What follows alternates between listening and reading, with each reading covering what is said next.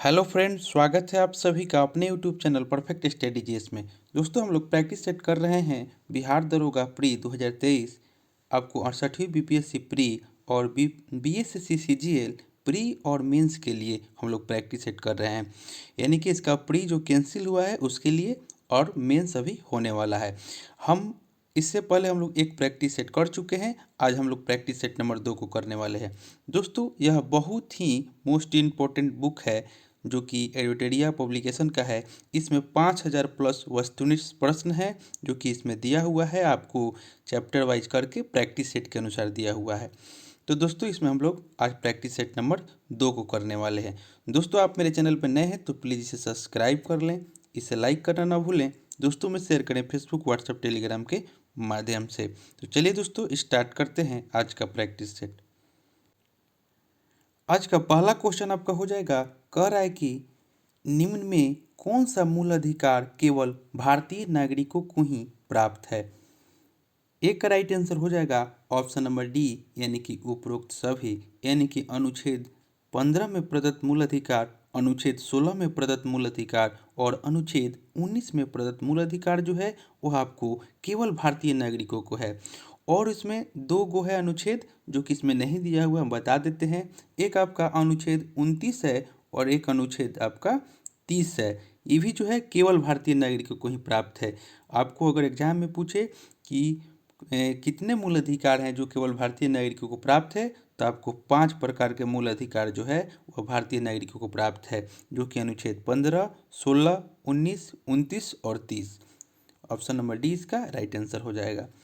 Next देख लेते हैं क्वेश्चन नंबर 2। क्वेश्चन नंबर 2 में आपको कह रहा है कि निम्न कथन पर विचार करना है।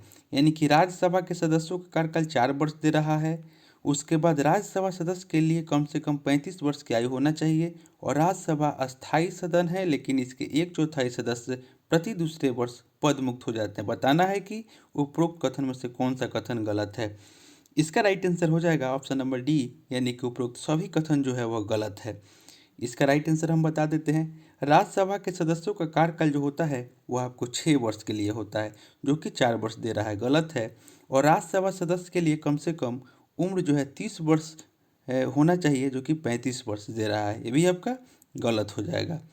उसके बाद दे रहा है कि राज्यसभा अस्थायी सदन है, यह आपका सही है, लेकिन दे रहा है कि इसके 1/4 सदस्य जो है प्रति दूसरे वर्ष पद मुक्त हो जाते हैं, ये आपका गलत है। इसके आपको 1/3 जो सदस्य हैं, 1/3 सदस्य प्रति 2 वर्ष के बाद सेवानिवृत्त हो जाते हैं। और राज्यसभा की चर्चा जो है वह संविधान के अनुच्छेद 80 में किया गया है, इसको भी आप लोग याद कर लीजिएगा। इसका right answer option number D हो जाएगा, यानी कि सभी गलत है। नेक्स्ट देख लेते हैं क्वेश्चन नंबर 3। क्वेश्चन नंबर 3 में आपको कह रहा है कि धन विधेयक को राज्यसभा अधिकतम कितने दिनों तक रोक सकती है। 3 का राइट आंसर हो जाएगा ऑप्शन नंबर ए, आपको 14 दिनों तक रोक सकती है। दोस्तों, आप मेरे चैनल पर नए हैं तो इसे सब्सक्राइब कर लें, इसे लाइक करें, दोस्तों में शेयर करें। क्वेश्चन नंबर 4 में कह रहा है कि कोई व्यक्ति उच्च न्यायालय के न्यायाधीश नियुक्त होने का पात्र होगा जब वह। 4 का राइट आंसर हो जाएगा ऑप्शन नंबर ए, यानी कि केवल एक इसमें जो दिया हुआ है वही आपका लागू होता है। यानी कि भारत राज्य क्षेत्र में कम से कम 10 वर्षों तक न्यायिक पद धारण किया हो या लगातार 10 वर्ष तक उच्च न्यायालय का न्यायाधीश न्यायालयों में अधिवक्ता रहा हो, यानी कि ऑप्शन नंबर ए इसका राइट आंसर हो जाएगा। और उसकी न्यूनतम जो आयु है वो आपका उच्च न्यायालय के न्यायाधीश के लिए न्यूनतम आयु आपका नहीं होता है, अधिकतम आयु देता है कि कितना होना चाहिए। नेक्स्ट हम लोग देख लेते हैं क्वेश्चन नंबर 5।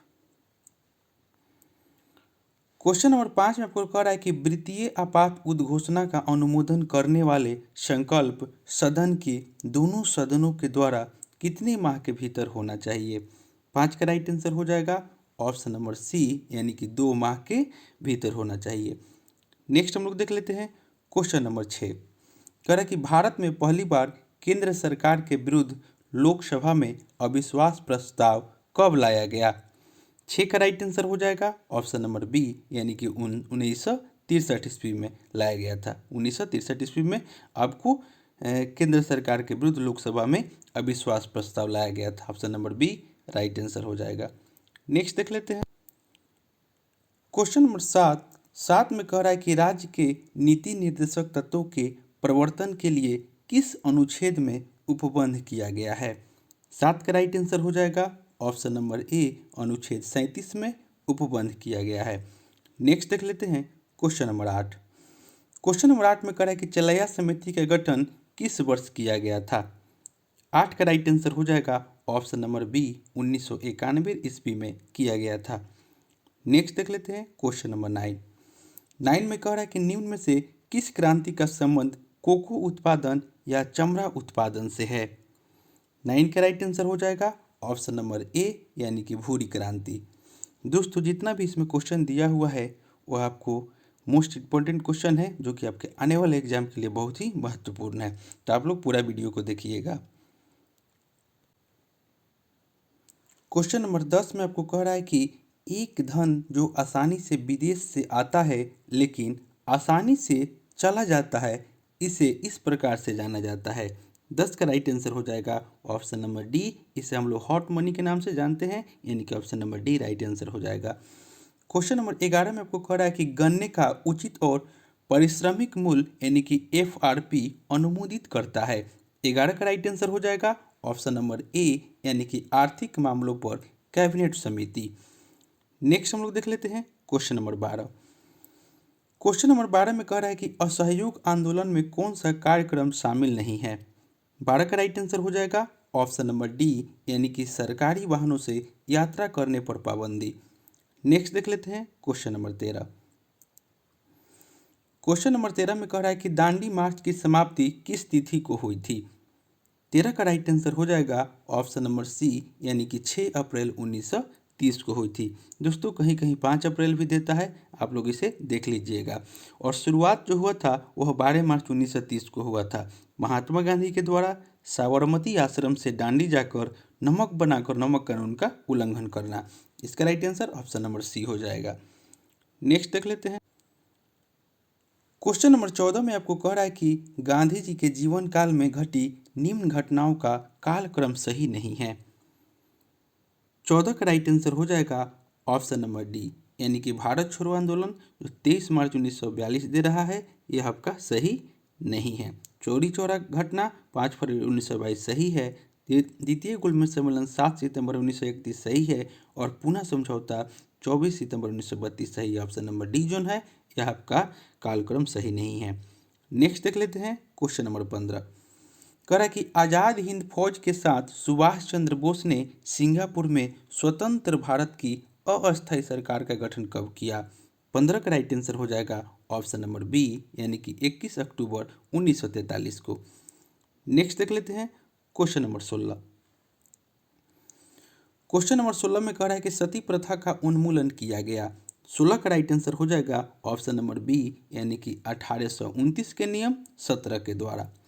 नेक्स्ट देख लेते हैं क्वेश्चन नंबर 17। कह रहा है कि बहावियों के विद्रोह को कुचलने का श्रेय किस गवर्नर जनरल को जाता है। 17 का राइट आंसर हो जाएगा ऑप्शन नंबर बी, यानी कि लॉर्ड एलिगन प्रथम को, यानी कि ऑप्शन नंबर बी इसका राइट आंसर हो जाएगा, लॉर्ड एलिगन प्रथम। नेक्स्ट देख लेते हैं क्वेश्चन नंबर 18। क्वेश्चन नंबर 18 में कह रहा है कि त्रिपक्षीय संघर्ष में निम्न में से कौन सा राजवंश शामिल नहीं था। 18 का राइट आंसर हो जाएगा ऑप्शन नंबर सी, यानी कि पल्लव राजवंश शामिल नहीं था। नेक्स्ट देख लेते हैं क्वेश्चन नंबर 19। कह रहा है कि सिंधु घाटी सभ्यता के अंतर्गत शवों को दफनाने के अवशेष मिले हैं, इसमें शवों के सिर किस दिशा में रखे मिले हैं। 19 का राइट आंसर हो जाएगा ऑप्शन नंबर ए, यह आपको उत्तर दिशा में मिले हैं। नेक्स्ट देख लेते हैं क्वेश्चन नंबर 20। कह रहा है कि किस बौद्ध संगीति में बौद्ध धर्म का दो संप्रदाय में विभाजन हो गया था। 20 का राइट आंसर हो जाएगा ऑप्शन नंबर डी, यानी कि चतुर्थ बौद्ध संगीति में। नेक्स्ट देख लेते हैं क्वेश्चन नंबर 21। कह रहा है कि महावीर स्वामी को किस नदी के तट पर केवल की प्राप्ति हुई। 21 का राइट आंसर हो जाएगा ऑप्शन नंबर सी, यानी कि रिजुपालिका नदी के तट पे। नेक्स्ट देख लेते हैं क्वेश्चन नंबर 22 में आपको कह रहा है कि आजीवक संप्रदाय के संस्थापक निम्न में से कौन है। 22 का राइट आंसर हो जाएगा ऑप्शन नंबर सी, यानी कि मखलीपुत्र जो थे, मखलीपुत्र यह आपको आजीवक संप्रदाय के संस्थापक थे। ऑप्शन नंबर सी इसका राइट आंसर हो जाएगा। Question number 23। क्वेश्चन नंबर 23 में आपको कह रहा है कि किस मुगल शासक के शासनकाल को स्थापत्य कला का स्वर्णिम काल कहा जाता है। 23 का राइट आंसर हो जाएगा option number C, Shahjahan. Next देख लेते हैं क्वेश्चन नंबर 24। कह रहा है कि मुगल काल में मुहद्दिब कौन था। 24 का राइट आंसर हो जाएगा ऑप्शन नंबर डी, यह आपको आचरण अधिकारी था। Option number D right answer हो जाएगा। क्वेश्चन नंबर 25 कह रहा है कि दीवान ए अर्ज किस विभाग से संबंधित था। 25 का राइट आंसर हो जाएगा ऑप्शन नंबर सी, यह आपको सैन्य विभाग से संबंधित था। जितना भी क्वेश्चन है वो आपको VVI क्वेश्चन है, तो आप लोग पूरा वीडियो को देखिएगा। मेरे चैनल पर नए हैं तो प्लीज़ इसे सब्सक्राइब करें, लाइक करें, दोस्तों में शेयर करें। नेक्स्ट देख लेते हैं क्वेश्चन नंबर 26। कह रहा है कि बसावन और दसवंत किस शासक के दरबारी चित्रकार थे, जो कि आपको यह क्वेश्चन जो है बिहार दरोगा में पूछा हुआ क्वेश्चन है। बसावन और दसवंत किस शासक के दरबारी चित्रकार थे। 26 का राइट आंसर हो जाएगा option number B, Akbar. Next देख लेते हैं क्वेश्चन नंबर 27। इसमें आपको निम्नलिखित में कौन सुमेलित नहीं है, परमाणु विद्युत गृह है और राज है, यह आपको बताना है। 27 का राइट आंसर हो जाएगा ऑप्शन नंबर बी, यानी कि कुंडलकुलन जो कर्नाटक दे रहा है यह आपको सही नहीं है। नरोड़ा उत्तर प्रदेश सही है, काकरापड़ा गुजरात सही है और तारापुर महाराष्ट्र सही है। ऑप्शन नंबर बी जो है यह आपका गलत हो जाएगा। नेक्स्ट देख लेते हैं क्वेश्चन नंबर 28। करा कि 38वीं समानांतर रेखा किन दो देशों के मध्य स्थित है। 28 का राइट आंसर हो जाएगा ऑप्शन नंबर ए, यह आपको उत्तर कोरिया और दक्षिण कोरिया के मध्य स्थित है। इसमें दे रहा है आपको अमेरिका और कनाडा, जो कि आपको 49वीं समानांतर रेखा है। और ऑप्शन नंबर डी में जो दे रहा है जर्मनी और फ्रांस, यह आपको मैगीनॉट रेखा जो है वह जर्मनी और फ्रांस के बीच मैगीनॉट रेखा है। इसका right answer option number A हो जाएगा। नेक्स्ट हम लोग देख लेते हैं क्वेश्चन नंबर 29 में आपको कह रहा है कि निम्न में कौन सा एक अच्छे ईंधन का गुण नहीं है। 29 का राइट आंसर हो जाएगा ऑप्शन नंबर बी, यानी कि जलने पर ज़्यादा से ज़्यादा अवशिष्ट और हानिकारक गैसों का उत्सर्जन होना चाहिए। ऑप्शन नंबर बी इसका राइट आंसर हो जाएगा। क्वेश्चन नंबर 30 में आपको सूची 1 और सूची 2 को मिलान करना है। सूची 1 vitamin B7, vitamin B12, vitamin E और विटामिन के दे रहा है, इसको आपको मिलान करना है। 30 का राइट आंसर हो जाएगा ऑप्शन नंबर ए हो जाएगा, यानी कि विटामिन B7 जो है वह आपको बालों का झड़ना, विटामिन B12 जो हो जाएगा प्रनासी और रक्तता होना, उसके बाद विटामिन ई जोन हो जाएगा वह बांझपन उत्पन्न होना और विटामिन के जोन हो जाएगा वह आपको रक्त के थक्का जमने में, यानी कि 30 का right answer option number A हो जाएगा। नेक्स्ट देख लेते हैं क्वेश्चन नंबर 31।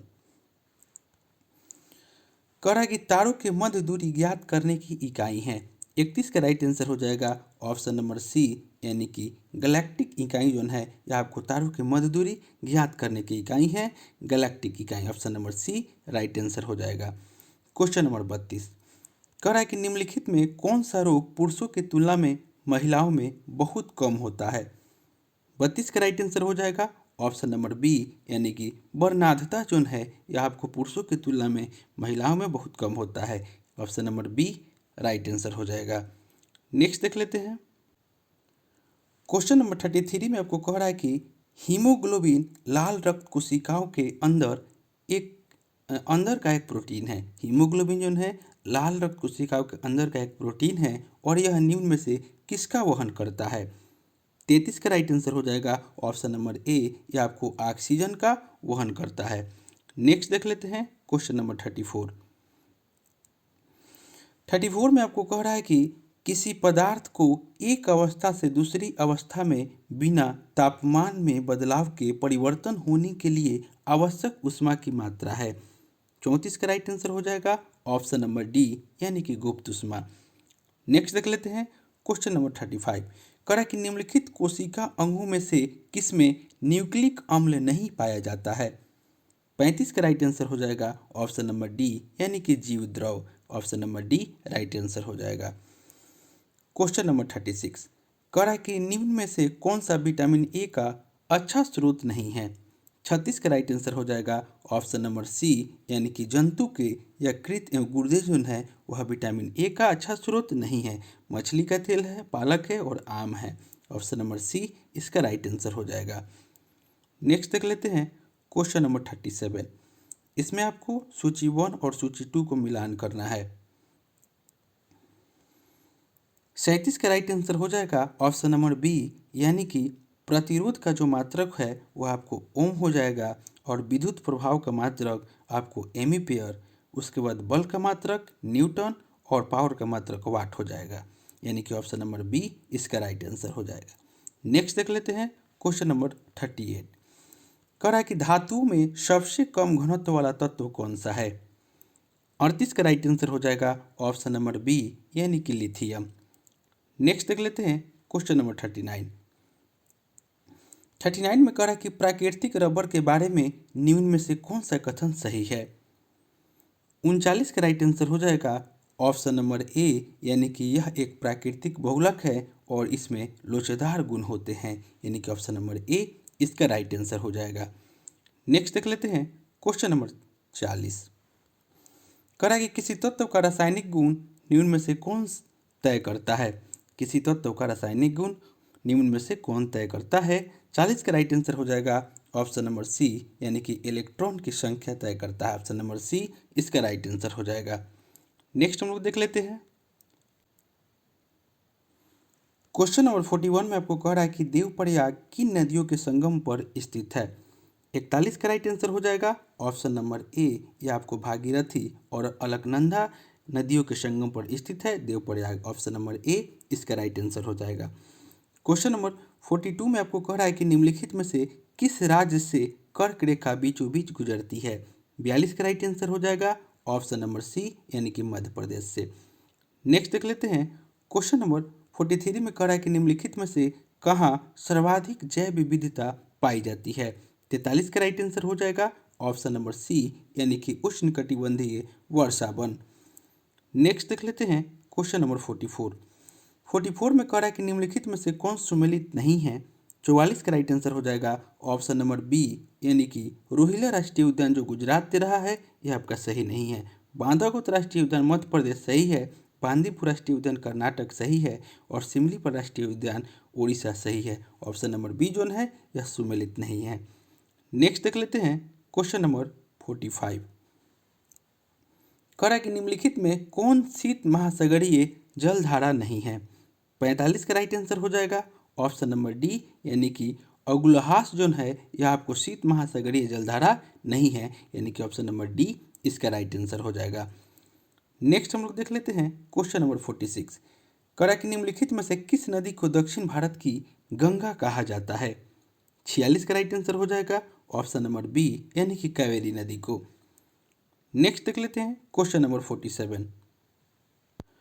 क्वेश्चन नंबर 47 में आपको कह रहा है कि प्रशांत महासागर क्षेत्र में रिंग ऑफ फायर किस लिए जाना जाता है। आपको कूट दिया हुआ है, बताना है।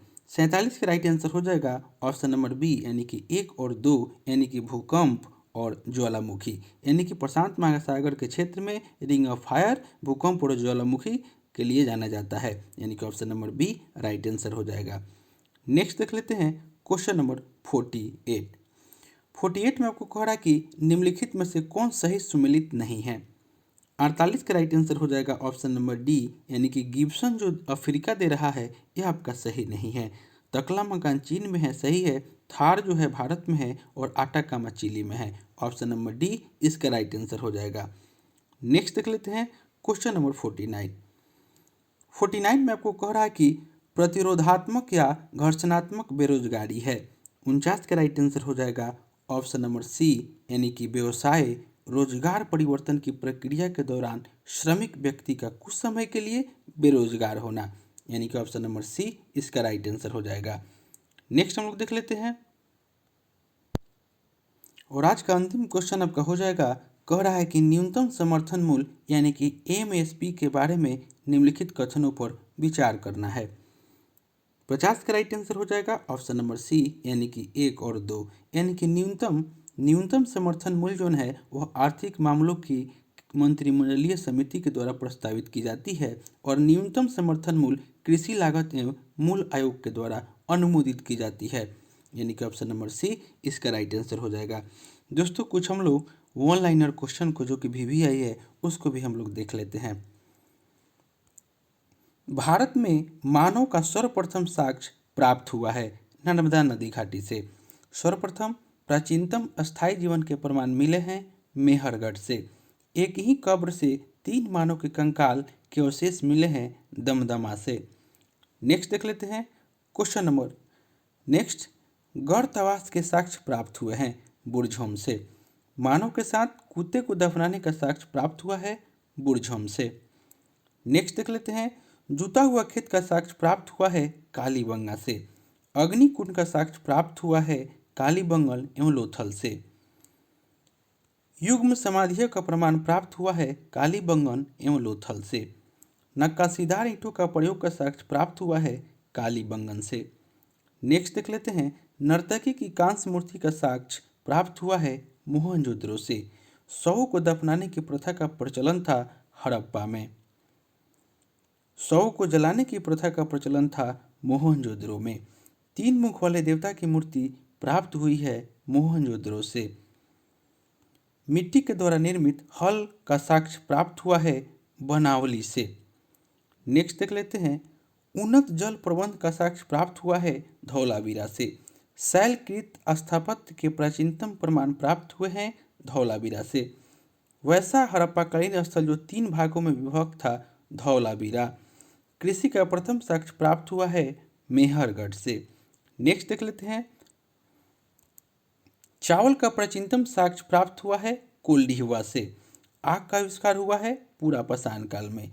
पहिए का आविष्कार हुआ है नवपाषाण काल में। मानव के द्वारा सर्वप्रथम प्रयुक्त अनाज था जौ, जिसको हम लोग यौ भी कहते थे। मानव के द्वारा सर्वप्रथम प्रयोग में लाया गया धातु था तांबा। राष्ट्रीय मानव संग्रहालय स्थित है भोपाल में। सैधो सभ्यता के प्रमुख बंदरगाह थे लोथल एवं सुतकोतदा। और अंतिम क्वेश्चन आज का हो जाएगा कि हड़प्पा एवं मोहनजोदड़ो को संयुक्त जुड़वा राजधानी कहा पिगट ने। तो दोस्तों यह प्रैक्टिस सेट जो हम लेकर आए थे यह आपको बिहार दरोगा और आपको BPSC, BSSC, CGL सभी के लिए बहुत ही महत्वपूर्ण प्रैक्टिस सेट था।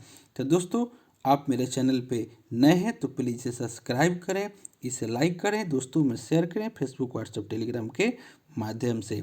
और दोस्तों अगर आपको इसका PDF चाहिए तो डिस्क्रिप्शन में हम टेलीग्राम का लिंक दी है, आप वहाँ ज्वाइन कीजिए और आप वहाँ से इसका PDF प्राप्त कर सकते हैं। और आप PDF लेकर के उसे एक बार दोबारा इसको बनाइए। तो चलिए दोस्तों मिलते हैं नेक्स्ट वीडियो में, तब तक के लिए धन्यवाद।